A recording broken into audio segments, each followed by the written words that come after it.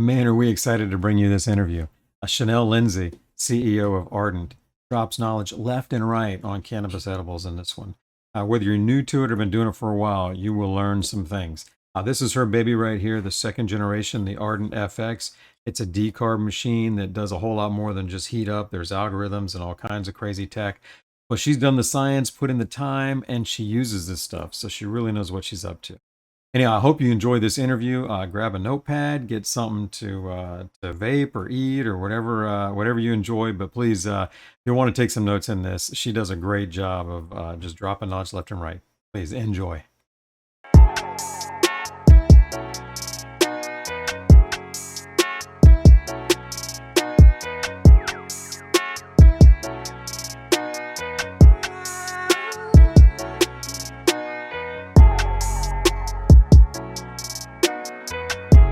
Hey, Shanel, what's up? Can you hear us? Hello, what's up? Hey guys, sorry I'm a little late. I was like searching around for the link and then I went to reach out to Meg and then all of a sudden I saw that you guys sent it. So here I am. Not at all, man. No, I told you between 8 and 8:30. So you're well on the early side of that. Way to go, man. So how you doing?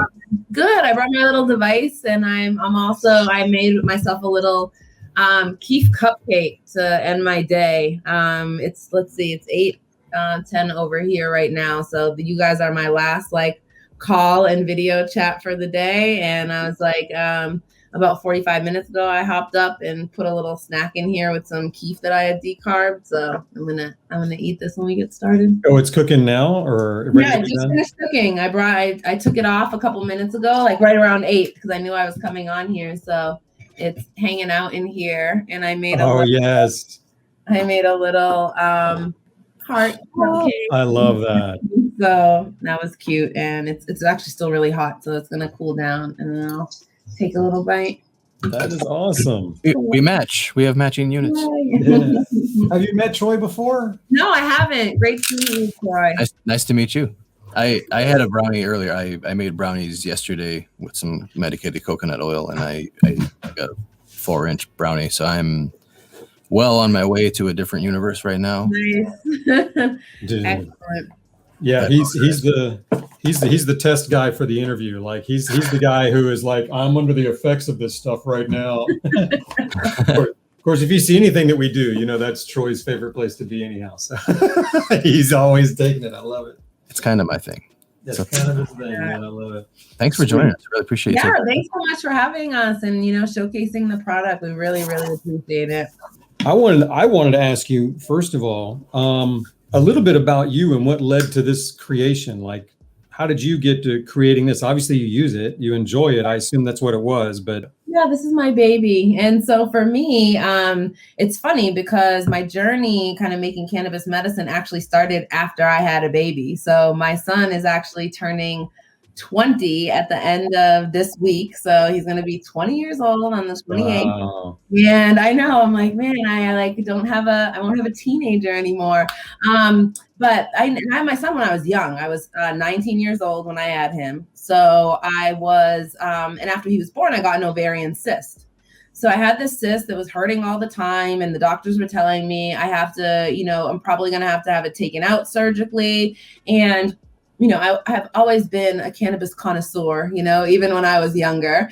But at that point, I had just been smoking, right? And then after I got my ovarian cyst, and I was getting prescribed really, really high doses of Tylenol, like medicine, like really, really high doses. And I was just told this is what I was going to have to take forever. And even as a young woman then, I was like, this doesn't seem good. This doesn't seem like it would be good for my liver.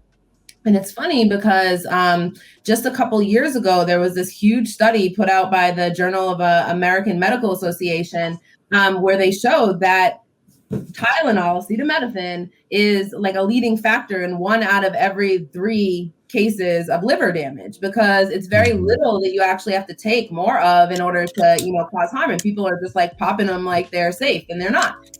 So I was just let me think. And this is back in the early 2000s, but I'm like, let me figure out what I could do to kind of make some medicine with cannabis, right? Because I knew they had the program out in California. There wasn't anything like that on the East Coast, but I was like, you know what? I know that I could probably use this in order to make myself a little bit healthier and maybe help with pain and inflammation. So I was like, let me try to make some suppositories or lotion, like topicals and things like that, to try to treat that pain locally.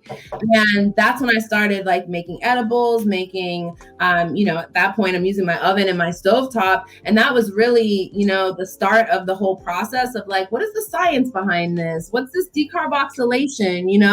Oh, I'm having to use like ounces at a time. That's really expensive. I don't want to have to do that anymore.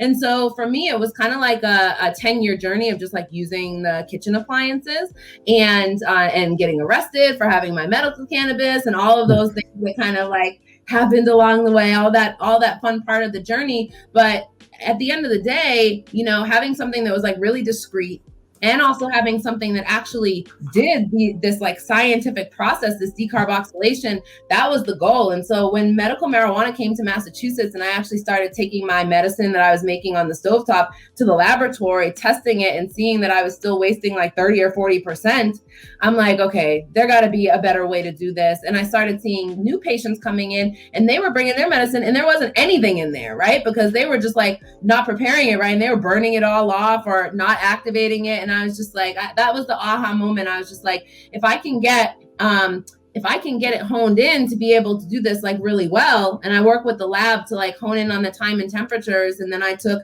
that research and then went and started making this product. And so it's worked out pretty well. I think that like, people were all, a lot of people run into the same issues, right? Wanting to use less, wanting to have a really easy, simple way to do it. With this, not even having to go in the kitchen, right? So this is obviously like the second iteration of the device where you can bake inside and stuff like that.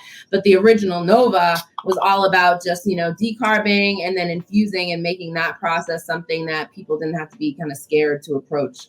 Like edibles are like notoriously inconsistent and there's always like a mystery around them.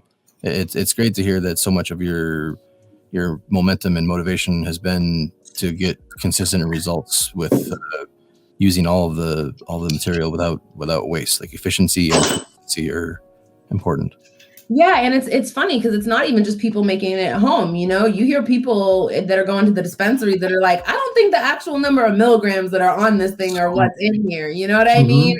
And it's funny because we have this like Facebook owners group where everybody goes in and talks about the device and how they're using it. And just last week there was a thread and it was like, I think dispensaries are lying about how many milligrams are in there because like I'm making it at home on my own and like the calculations that I'm using and the effect that that's having versus when I'm buying something that says it's 100 milligrams at the dispensary, like they're finding that disconnect. And I remember even back in Washington, like a couple years ago, they did just like a random sampling of a bunch of different edibles off the dispensary shelves. And like very few of them actually had the amount of milligrams. There were like 2 or 3 that were over, but the vast majority were like way under. And then there were some that had none in there. And that's what started the inquiry was that people were like, they were buying it and they weren't feeling anything. And they went to the state and they were just like, I don't think this is happening. And that started this whole like, secret testing that showed that, again, people just want something that they can rely on, like not to mention for fun, but not to mention if they're like actually using it for medical purposes, like it's really not a joke at that point. I went into a dispensary the other day and started asking them about that. I was going to buy the extract that had the highest CBD in it because I was like, oh, I'm looking for something. So give me that. And we started to do the math and every one of them up there was screwed up. Like we took a package out and looked at it and none of them, like when they say percentages and we did the milligrams, none of them came out right. I was like, what the hell's going on here, man? And he was like, I don't know. Yeah. And it's hard for people. It's like, people, they don't have to, like you said, do all that math and figure it out. They just want to like know that something works. And so like having those repeatable results, I think is important for people. And I think, the most exciting part about it for me is that like when people start using the device, right, they realize our average person uses 50% less than they used before, right? So if they were making brownies before and they were using like 14 grams in there, they're finding that they can just use like 7 grams instead, right? And get the same effects. But what it actually leads to is like they're using less, but because they have extra, bud or flower or oil, they start to like experiment and use cannabis in different ways, right? So now they know that, like, okay, say if they were making it to make, suppositories or edibles, if they have extra, they'll play around and maybe make like a facial toner with it, right? Or maybe use it for like a topical or just something that they like never would have tried before. And that's my like, I hope that, like, I feel like cannabis, and I know it can replace a ton of over the counter, like just things that you buy at CVS that just like don't work as well, whether that's like for acne, like it's incredibly effective for that. And think about like how many things are on, the shelf for that, to things like, just hair and scalp health. Think about like the women's and even men's like, hair products, right? There are a lot of things that people are looking for, like grow their hair or make sure that like, that they're just staying nice and healthy. And I use cannabis in so many different ways. So I try not to be like that crazy girl that like uses cannabis on everything, but I'll tell you, it's just like it's cool. Super effective on things that people, again, they're just like spending a bunch of money on. Like if you're having like psoriasis, right? Like on your, if you're having any rash or something like that, like a little bit of THC and CBD, like, cocoa butter, infused cocoa butter on that is like amazing. And you can just do it all at home. I feel like cannabis-derived perfumes and colognes are a vastly untapped and unmarketed space, because I recently started growing my own cannabis like 2 years ago, and I am infatuated. I love all of the different smells and all the different terpenes and all of the different flavor scents that I can get from freshly grown, properly grown cannabis. And I know that people would love to smell that way. I'm always wearing my Kush Cologne, so there's always that. But no, I agree. And it's funny because I swear that there was like one perfume that came out like a couple years ago. But again, I don't know if it was like actually true to the terps and things like that. But yeah, it's funny because I know when I get certain flower, I'm just like on the jar. Like, that's my own personal aromatherapy. I watched a bunch of videos of you, or not a bunch, but I saw some videos of you, and you were dabbing, and you consume in other ways. You vape at all? Yes, I consume in all the ways. I love her, man. This is great. Yeah, you said suppository twice already, so yeah, she's way ahead of me, man. Yeah, so we have suppositories, which again, like everybody, men, women, women can have multiple different ways of using suppositories, and it can be fantastic when it comes down to, again, all these over-the-counter things that we're going after, where like cannabis and very little of it can like do, wonders. Yeah, so I like vaping. I definitely, I smoke a lot of joints too, and vaporizer, technically. Yeah, Jerry and I were talking about that because he's going to get me converted to probably what he's smoking off of right now. Something that will give me kind of some of the same effects of when I smoke, but not vaporizing. I think that's sometimes a challenge for me. I think that's a challenge for a lot of people, right? And so sometimes what I do to overcome that is I'll actually like decarb and then I will vape that, because you can get definitely like a stronger, effect. You're creating more like CBN if you're doing that as well. It definitely impacts the terpenes because there aren't as many. So a lot of people actually will decarb and then mix fresh and decarbed and then smoke those together and vaporize them, because again, like people who are, heavy consumers like me that are definitely like used to smoking a lot of joints, it can be hard to move over to vaporizing. And then I do love to dab, but I'll tell you, I'm pretty like old school. I'm a flower girl. I like to like interact with the flower and break it up or hand, grind it or hand break and then, roll up a good joint. Yeah. Yeah, I'm with you on that. Yeah, Troy, she'd like the vapes that we like. I was thinking one of the any of the ball vapes or something with lots of calories like we talk about. Troy likes to every vape he gets to see if balls, we have these glass balls that go in there, and if the right kind of vape, it'll just exponentially like, oh, there's a whole new vape now. And so he's been putting them in like, I don't know, probably 5 or 6 different ones and come up with some really awesome ones, man, that we feel like really hit like smoking as far as pow. You know what I mean? Totally. You dig those. We'll have to get you going on something like that. That's cool. I didn't realize you had that much experience with, or even like getting into the labs and stuff, as far as all that stuff you've done. Because we didn't get a chance to talk about that. That's amazing. I do know that this has got more than one temp sensor, and there's probably reasons for that. And I'd love to pick your brain about the tech in here a little bit. Yes, because it's not just a little metal canister with a heater. It is. It's funny. I say it's like, it's like what moms say. It's what's on the inside that counts, right? Like it might look very simple on the outside, but it's really a high tech device if you break it down. So the main, one of the primary features that's really important is the heater that wraps all the way around, right? So when you think about like cooking with an oven or a toaster oven, think about where the heating elements are. They're like above and below, and or just like a crock pot just below, right? And that's why in those different things, it's very hard or impossible to get that very even heating, because again, they're kind of made to like toast things on the outside. And so here we have a heater that wraps all around the entire cavity. So from the top to the bottom, there's a heater wrapping around the whole thing. So you're just getting nice, even heating, surrounding here. And I'm going to take this out.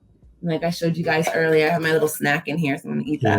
Yes, throw that off. My little Kief cake here. So I decarbed some Kief earlier, and it was this really awesome purple Kief, actually. Nice.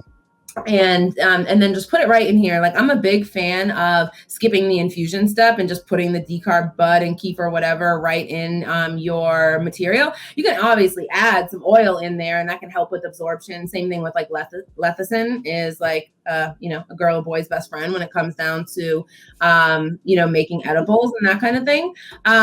But when it comes down to this, so there's the first heater, and then Jerry, like you said, there's two sensors. So there's one sensor that's actually embedded here at the bottom of the heater. You can see that like kind of like a little indent there at the bottom. Mm-hmm. There's like a sensor on the other side there. And then there's also a sensor embedded in the heater itself.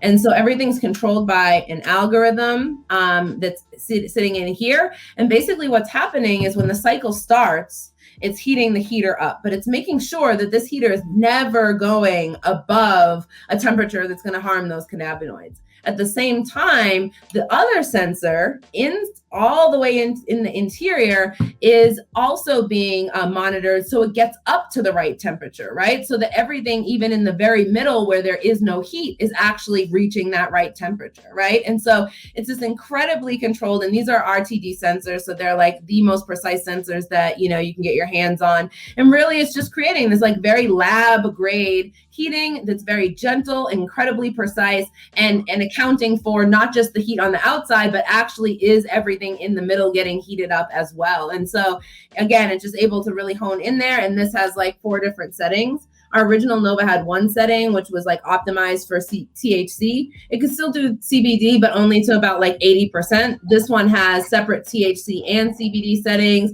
a lower infusion setting. And people can know they can infuse on any of the settings. Some people prefer a low heat setting, and some people prefer a little bit higher. And then that bake setting, so you can make like nice, neat little snacks and stuff like that. So that's kind of a little peek into the technology, behind the device.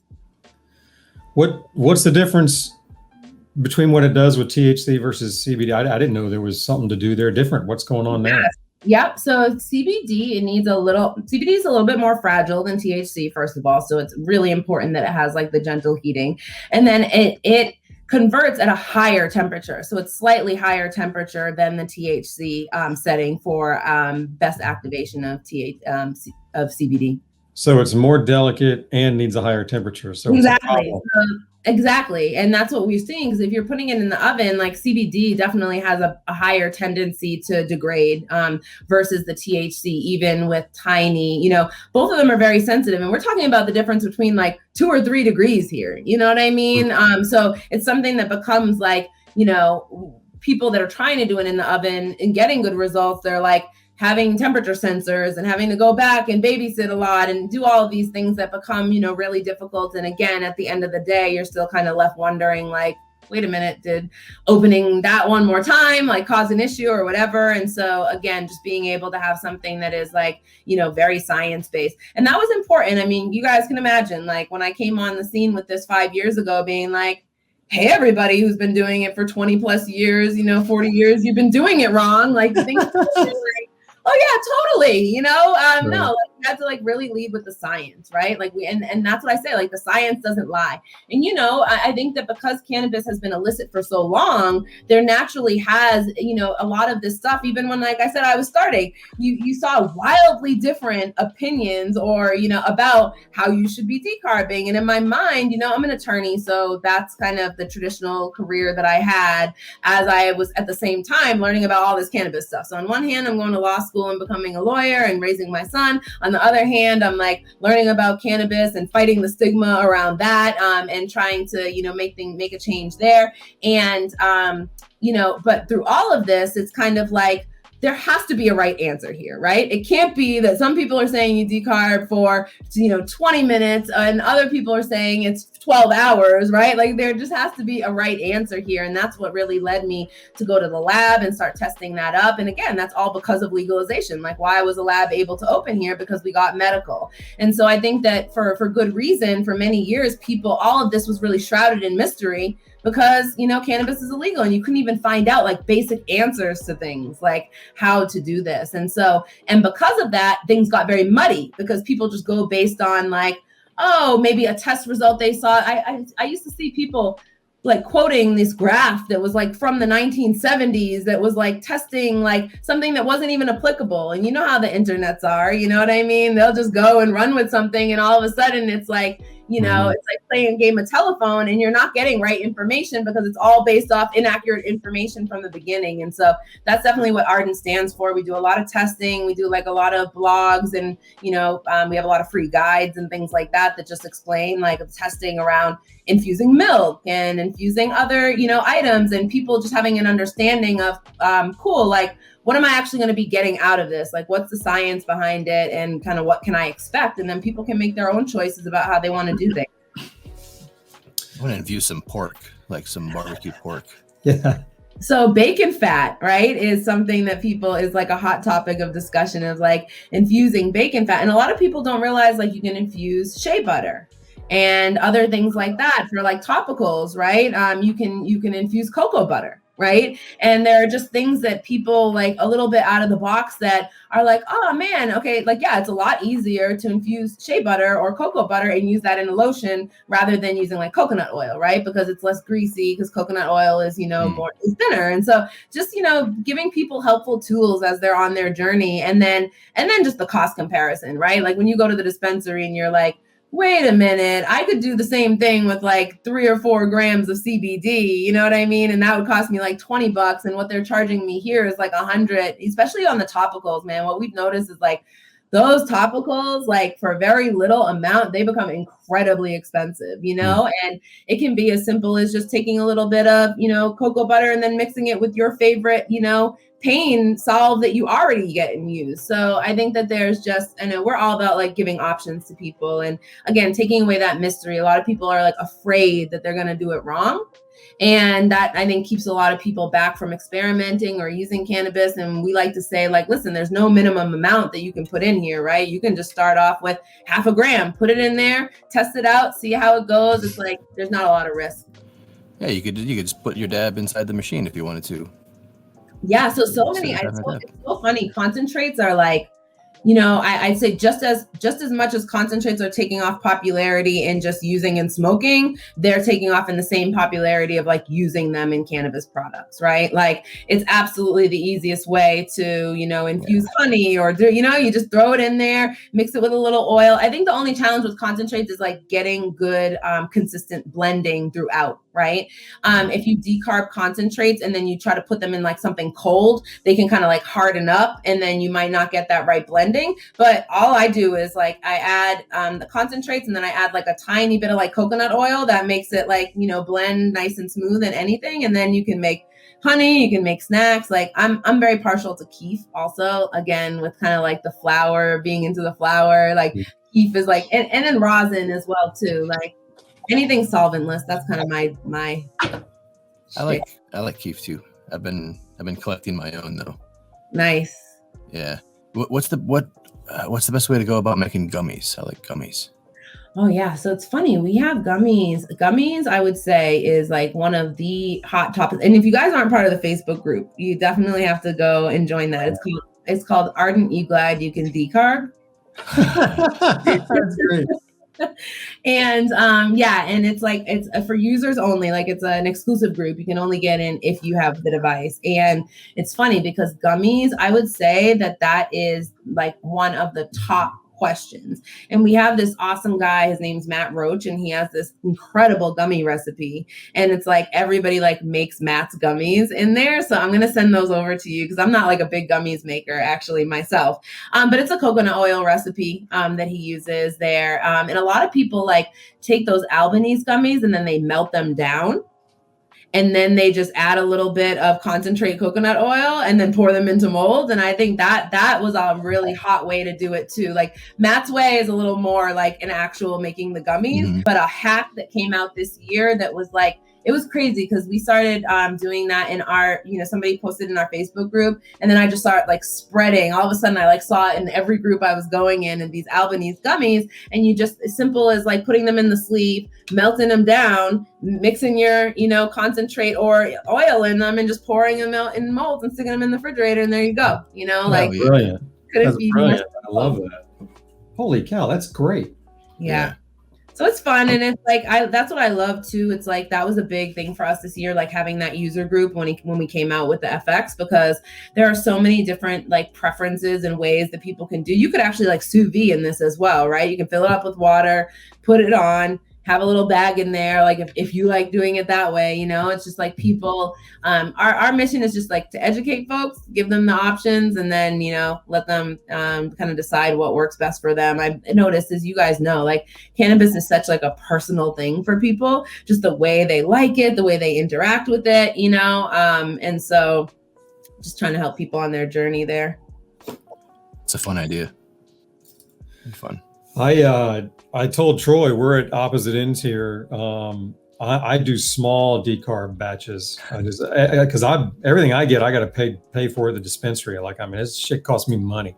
So so I always go small batches. Whereas Troy, he's going huge, and he told me some of the stuff the size he did. I was like, what? I can't wait to be able to do that size of batch. That would be a lot of fun. But do you have any like pro tips for either one, or they both act the same? It doesn't matter. It'll take the technique the same, small and large. Yes. And like you were saying, Jerry, that's like where those sensors come in, right? Because it doesn't matter whether you're putting a little bit in or a lot in, the sensors are going to make sure that it's getting up to the right temp, that everything is getting there. And so you'll notice sometimes if you're packing it full, it can take a little bit longer, right? Because it's taking longer to get up to those temps and start that cycle. And, I see the infusion press. That was my favorite accessory that we've come out with yet for the FX. And we sold out of those so fast. We're completely out of stock on them for a while now. You sell something like this? Yes, I thought that was ours. So we have an infusion press. I don't know. So, this is from my French press. So great minds definitely think alike. And so, to be able to infuse, and then there's a little pour spout. Oh, I need it. Kind of like, pour it out. So don't worry, we'll get one over to you as soon as they get back in. But the idea, for smaller amounts, that's why I really love the inserts too, because you can kind of like decarb a couple of different, I decarb like a couple strains at a time, but just smaller amounts of them, because I do a lot of testing and stuff like that too. Oh, you just put one on each little shelf and decarb? Exactly. Yep. You can break it up that way. That's for just like if you're doing a small amount. When you're doing big amounts, if you want to fit more in, you can grind it up, right? If you want to get more in. But the FX is a major reason why we came out with this, is people were like, I need a bigger one, and it's so funny. I think that is a perfect example of cannabis being so, there being a wide range of how people use it. So our original Nova, this is the small unit. This decarbs up to an ounce at a time. And there are some people who are like, whoa, an ounce at a time. I'd never decarb that much, because again, they're using it. Maybe they're putting it in little capsules or something, or just like, that's how you're using it. And other people are like, I need 12 of these to decarb what I need to do. And we did. We used to have people that had like 6 of them just lined up and they would just put them in there. But it was important for us to have something that was like almost 4 times as big, you know, to be able to do bigger amounts at one time. And so, yeah. And we also, we made an industrial version too. So we have one downstairs that does 5 pounds at a time. Holy shit.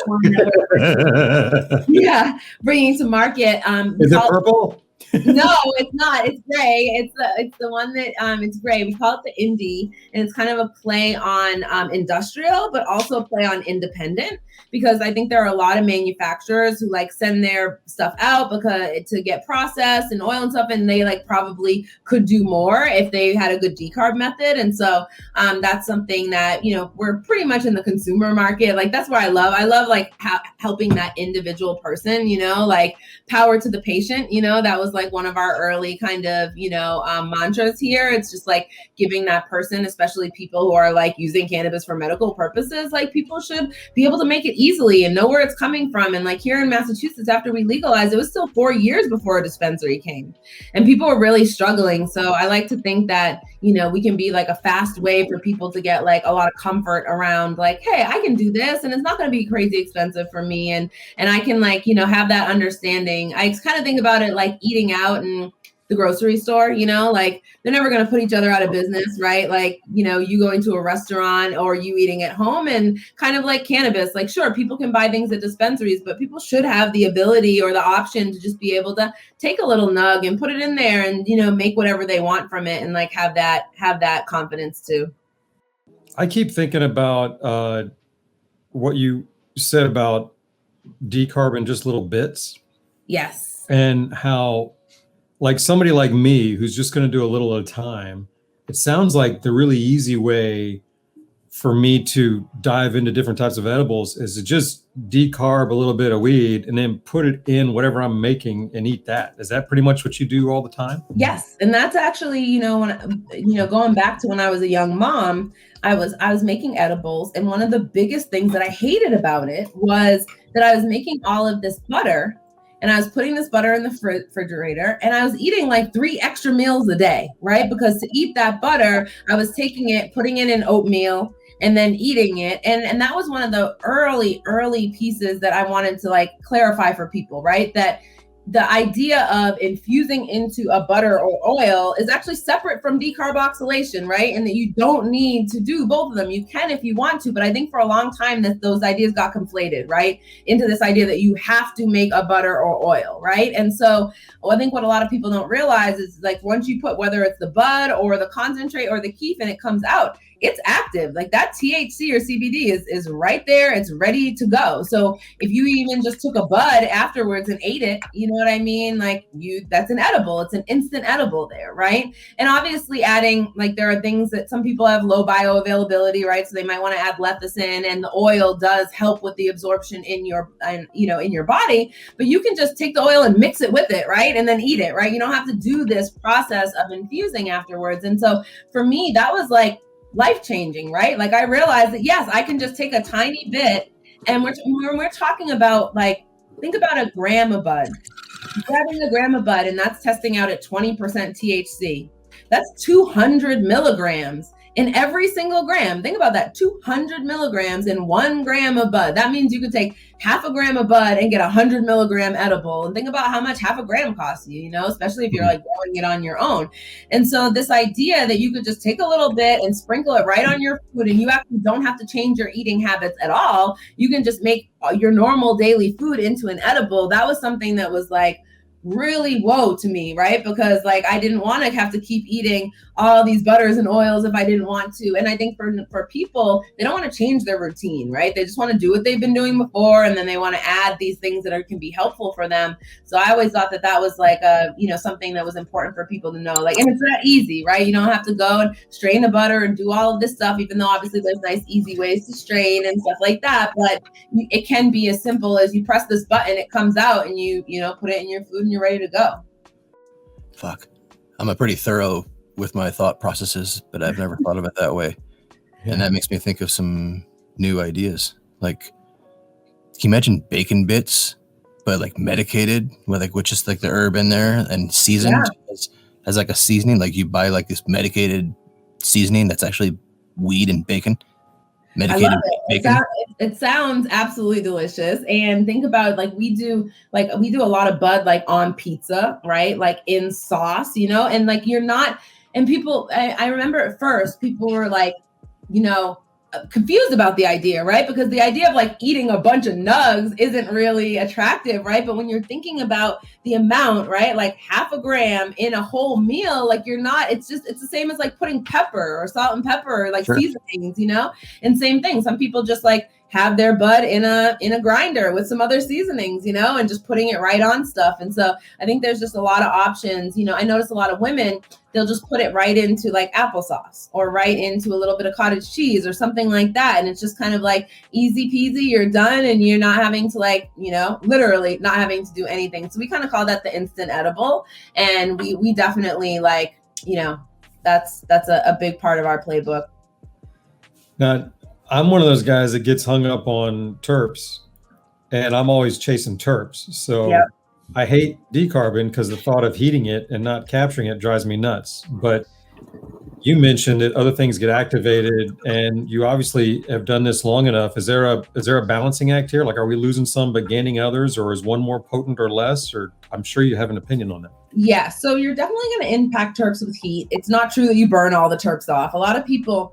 There's another people look at things like, oh, look at the boiling point of terps. And as soon as you reach that boiling point, all terps are gone, you know? Same thing like people like to do with decarb. It's like, okay, the decarb temp is 200 or, you know, in that range, right? The 220 to 240, 260, right? Like you can hit decent decarb, but again, you have to be like incredibly precise about the time and temperature and the thorough heating of everything, right?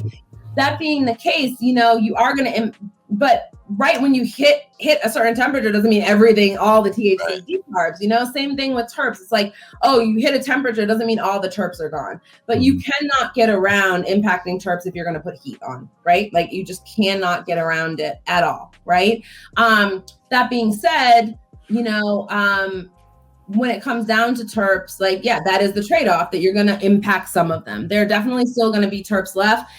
You can make that better by decarbing in sealed containers, right? Like we actually have a new product that's coming out. I'll give you guys like a sneak preview. It's called the Vessel. So it's I'll send it over to you guys so you can try it out. But it's a stainless steel container with a silicone lid on it, right? And again, like containing those terps as they're heating can help you recapture them. And so that's something that we're working on too, kind of some terp traps and things like that for the future that will be able to kind of recapture those. And then again, like the beautiful thing about it is you can always use some fresh bud, you know, if you're really chasing those terps as well. And like we said, if people are smoking decarb bud, you know, mixing it with the fresh bud will give you that nice, you know, we talked about vaping decarb bud, which I think is a good way for people to get like a stronger vape experience. But there are actually people that even smoke decarb bud, and then you better just be ready to lay down and take a nap afterwards. You know what I mean? Because there is like so much CBN and so much. But for people that have trouble sleeping, you know what I mean? It can be really great for them because again, you're just like really, you're kicking up those different cannabinoids, right? Because you already have a decarb product that has already active THC, then you're adding more combustion in there, and you're naturally going to make some more CBN, which again makes people very groggy and sleepy. And so you can kind of play around with the different mixtures and variations. Like same thing too. A lot of people like to have or want to have some mix of like THCA or CBDA in their infusions. Right. And that's really easy to get because if you want that, you just infuse without decarbing. Right.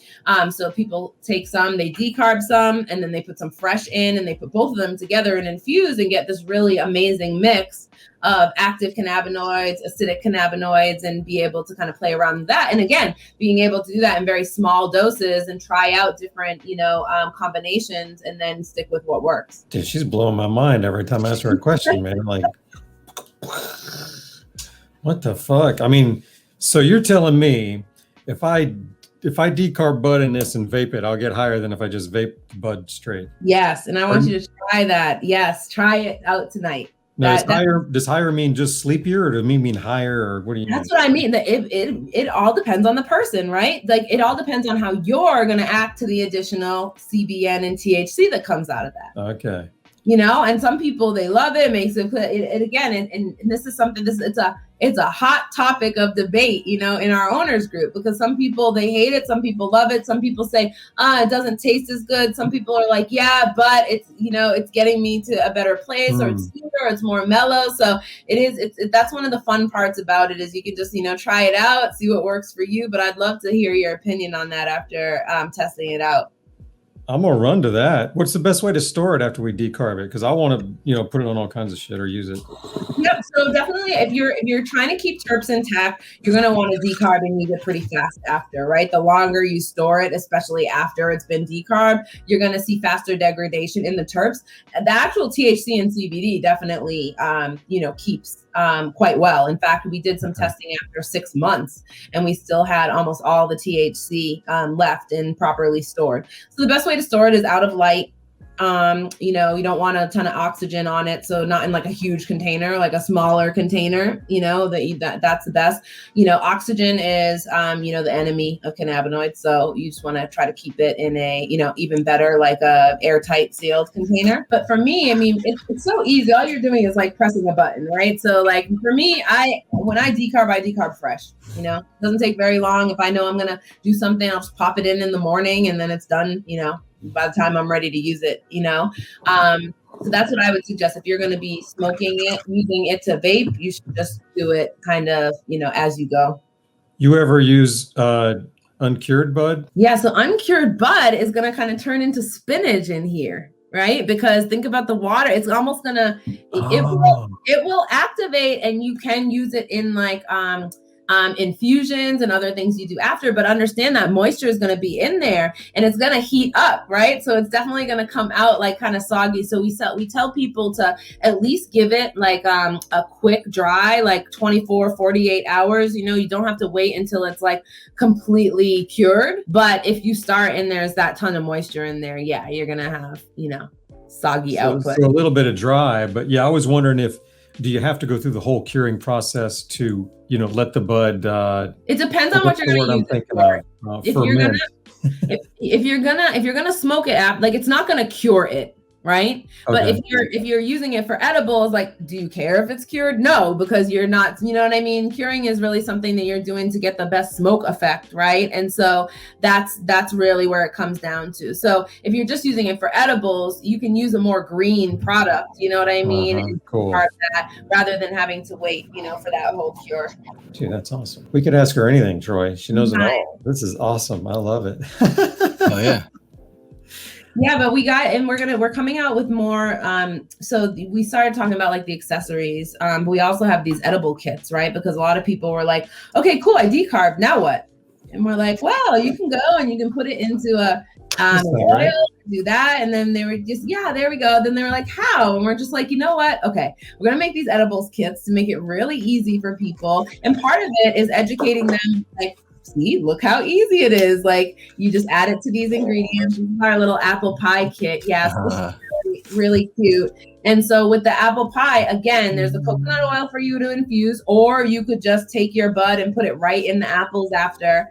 And that one's really cute because it cooks up on this little container here. Awesome. And just add water to it, and they're these really delicious like apples and spiced apples, and then it also has the little pie shells. And again, it just it's a fun little activity to make a gourmet edible. It's funny, like when I look at this, I see all the things that it can do, but I realize like people they need to like see it happen, you know what I mean? Like, oh wow, yeah, pull it out and there's a pie in there or a cake in there, and then like you said, Troy, you're like getting all of these different ideas of like, wait a minute, how could I be using this? And in my mind, this is kind of like, okay, we're traveling, or when we used to travel, you know, before the entire world was closed down, we would have this in the hotel room with us, and we would be heating up like our hibachi leftovers in it. And then we'd also be like making our edibles in it. And the whole idea is it's this little portable kitchen, right? And you know, my ultimate goal, like just, you know, between us, like you could actually like bake down. You can like melt wax or things to make candles or soaps and other stuff like that. So I think you're going to see a bunch of like cool kits come out from us in all those different areas. We've been mostly focusing on like the food because we're licensed in a commercial kitchen and we can go in and make these food kits. But think about all of the different like topicals kits and, beauty kits and other things that we could be making with this. And it's just kind of opening people's eyes up to those, different possibilities. That's fucking cool as shit, man. I love that. Starting with little, hard edibles that, people can make. And again, just realizing like, oh, wow, like it's just not a whole, with our little things that come and it's usually just add water, you know what I mean? So it's kind of like, you don't need anything. It's like and when people see that, it's like, oh, it was that easy. Then they're like, okay, what else could I try and do? And, so that's what keeps us excited over here. So how long will it take that edible that you have in your hand to kick in? Like once you eat it? Oh, so this has kief in it. So, 45 minutes, an hour. Cool. All right. How long? We haven't downed it yet though. No, but I mean, I'm trying. It's hard to talk and eat at the same time. So yeah, I just had my little bit, but we work here like super late into the evening, so it will be part of my after I get off with you guys. I got to get back into it, and so this will be my nice journey into like my